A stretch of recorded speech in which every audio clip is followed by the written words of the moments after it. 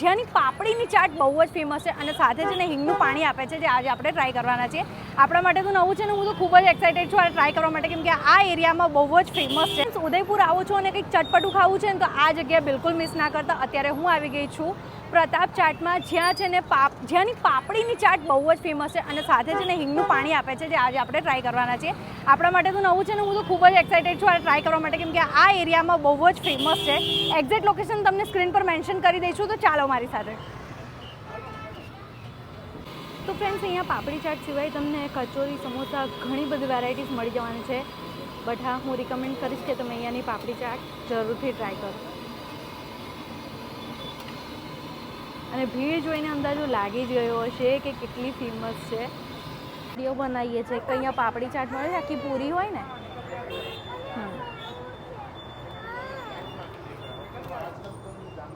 ચટણીમાં આખી આ જે પાપડી છે એ ડીપ કરી છે, ઉપરથી દહીં અને એમનો સ્પેશિયલ મસાલો એડ કર્યો છે. તો ચાલો હવે આપણે ટ્રાય કરીએ.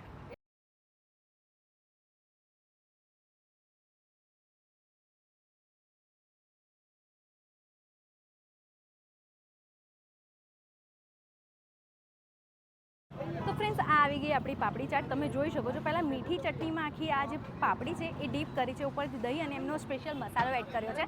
તો ચાલો હવે આપણે ટ્રાય કરીએ.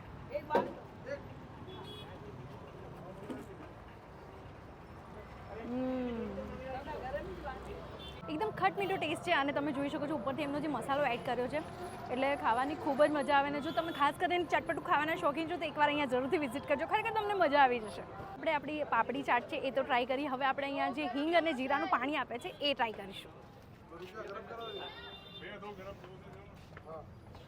ભૈયા, જેટલા પણ અહીંયા છે બધા આવી રીતે પાણી પી રહ્યા છે, તમે જોઈ શકો છો. આપણે પણ ટ્રાય કરીશું.